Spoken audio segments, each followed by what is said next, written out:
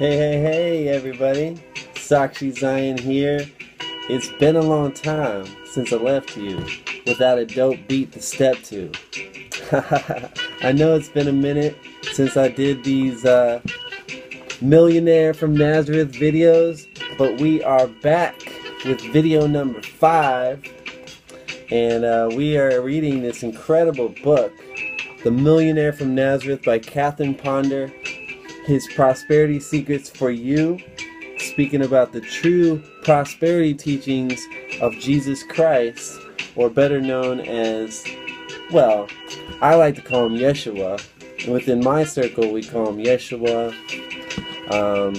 You guys know him probably as Jesus, right? But we're discussing about the true teachings of Christ, and the fact that Christianity has misinterpreted the teachings of Christ for thousands of years, basically conditioning, programming the entire world to believe that it's pious to be poor, that wealth is vanity, when in fact the truth is the opposite, that it's actually a spiritual blessing to be rich and wealthy, that millionaire actually means happiness and abundance, and wealth means to fare well. So we are bringing you the true knowledge of the Christ, and the fact that everybody was born to be wealthy. It is your divine inheritance to be rich and abundant. So we're going to go into chapter 1. I'm really excited to start this chapter because this chapter is going to go into the parables, the miracles of Jesus, and teach us the hidden secrets within these miracles, the hidden lessons that you can apply every day in your life to attract the abundance and prosperity that you desire. So the first chapter is From Carpenter to Lord of Plenty. Chapter 1. Jesus, a millionaire? Shocking, isn't it? Yet, it is true.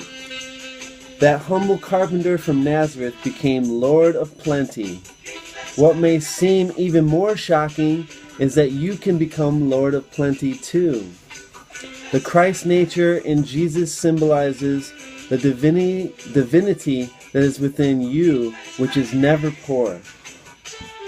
In the past, Jesus had bad PR on the subject of prosperity. He's had some bad press by those who should have known better. So again, let us set the record straight. Quite contrary to what most of us have been taught to believe, Jesus was not poor. He was one of the most prosperous thinkers who ever lived. He was a master teacher of prosperity. Yes, he even became Lord of Plenty. A businesswoman or businessman wrote from Singapore, writing to Catherine Ponder. For years, I have read books on success. Each helped, but none managed to get me going until I found some of your books, which stress that true prosperity always has a spiritual basis, and that the great spiritual leaders of the Bible were prosperous. Through that realization, I have been shown the way to start all over again and to succeed. It is thrilling to realize that Christianity and prosperity are synonymous, translating the good life and the abundant life into practical terms, challenging all who dare. I now realize that this is what the teachings of Jesus were all about, and I am taking up that dare. Jesus' entire life showed his interest in prosperity. Jesus had a prosperous background. He was born of royal blood, having descended from a long line of Hebrew prophets and kings. Even at birth, the wealthy wise men from the east presented him with the richest of gifts, gold, frankincense, and myrrh. Although Jesus has been described as being so poor that he had no place to lay his head, he had a home with his parents in Nazareth, and was gladly welcomed into the homes of both rich and poor all over Palestine. At the time of Jesus' birth, his father Joseph had been a landowner. This is evidenced by the need to appear for a tax assessment. The events of Jesus' entire life showed his interest in prosperity.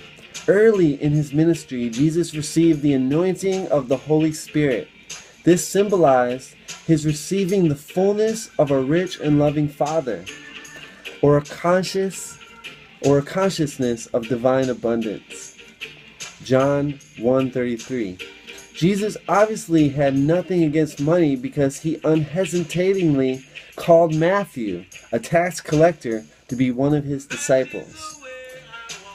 He indicated his appreciation for the orderly handling of money when he appointed Judas as treasurer for himself and the disciples.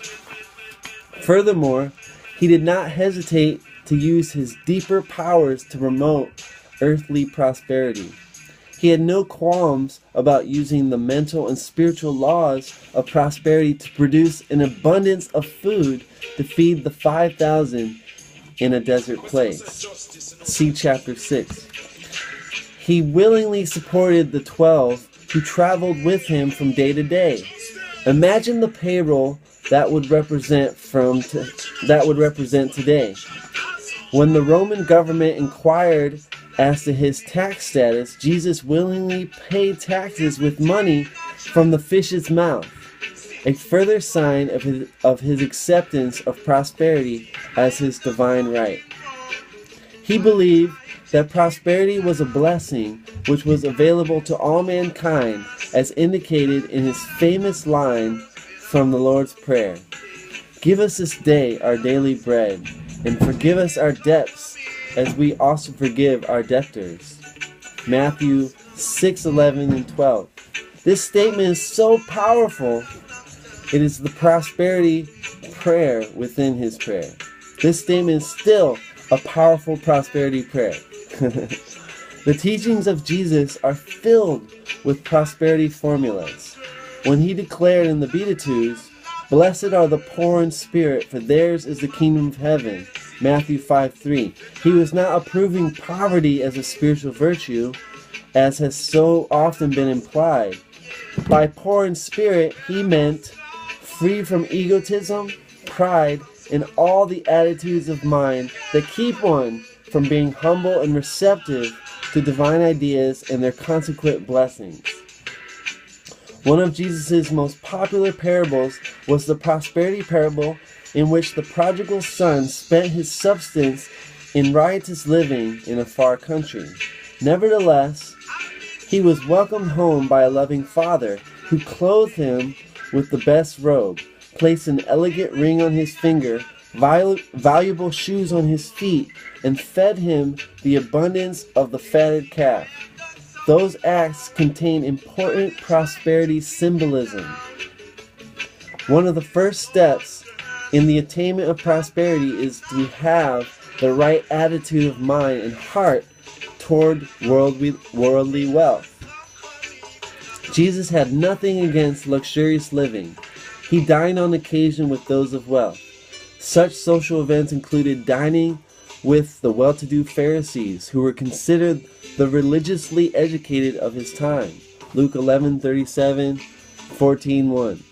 Mary of Bethany, a special friend of Jesus, was considered a woman of wealth and social position, not only in her own village, but also in Jerusalem.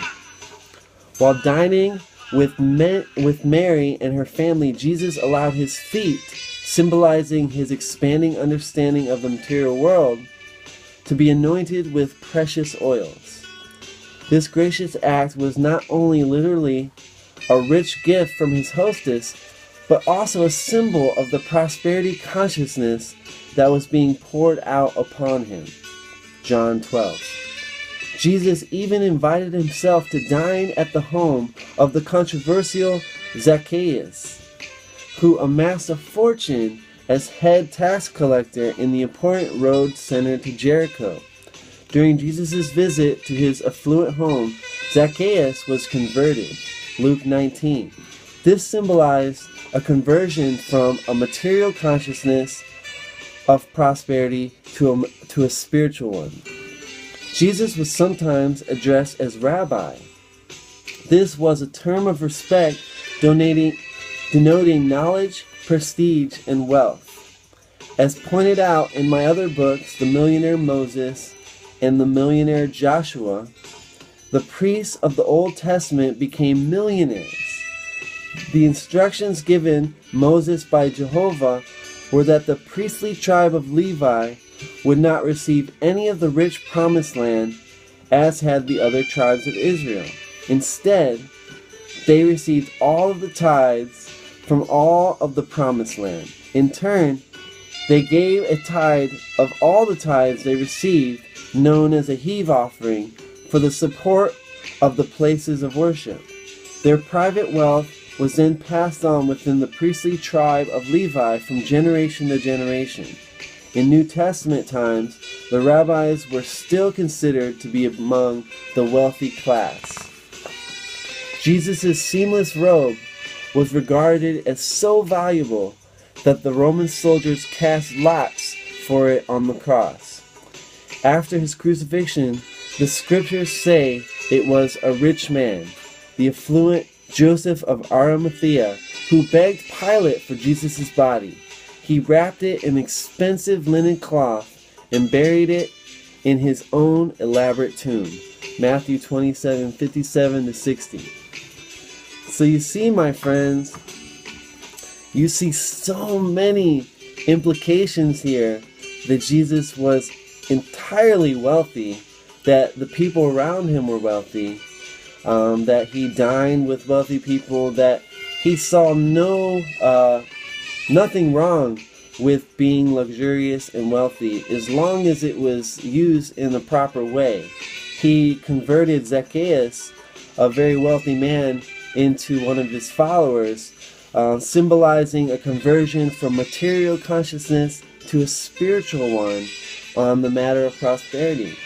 That you can use wealth and prosperity to better the world, to have more time freedom and more financial freedom to do good in the world. And that's ultimately, what wealth is for, to serve people. Money is just a tool. It's just an energy. And if you simply use the prosperity formulas that Jesus gives you, many of his parables, the Beatitudes, the Lord's Prayer, the miracles, all of these are symbolized in his teachings, in his life, to give you examples of how you can use wealth and prosperity and your heart. When your heart is full and abundant of love and you see the abundance in all things, you never lack any love or prosperity. And when you start to manifest that prosperity in your material life as well, you can start to use that prosperity to uplift people, to give back, to be able to serve more people, to help more people. And it's a powerful thing. So I'm going to cut the video short because I don't want to go on too long. But the point here is that prosperity is a blessing. And when you can align your mind and your heart with the divine mind and the divine heart, you will see that the abundance is everywhere. And when your mind and your heart is seeing and knowing, as Bob Marley likes to say, who feels it knows it. When you feel it, when you know it, and you live it, you will start to attract and manifest more material wealth as well. Because you are so abundant and wealthy within, you will have all that you need and more to be able to give more. Because making a living, can help you live a better life, but making a life of giving will give you the best life. So I hope that helps, guys. I hope you got some inspiration today. If you want to see the other videos from this series, scroll back in my videos, whether on Facebook or YouTube, and be sure to stay tuned for the next videos to come. One love. Oh yeah, before I go, If you're interested in learning more about the law of attraction, prosperity, Wake Up Now, the Freedom Now movement, connect with me, inbox me, comment below, and let's start building. I mean, all you need to know is some information. Information changes situations. So, you know, fill your mind with information that will change your life. And it all starts right here with taking daily action to filling your mind with the prosperity teachings of the great ones, of like-minded individuals. You know, you can become a Lord of plenty just like Jesus. That's my intention, to be wealthy and abundant so I can help more people. And I can help you do the same, you know, just by turning you on to some powerful information. So don't be shy, don't be afraid to connect with me. Let's do it. And till next time, peace and love.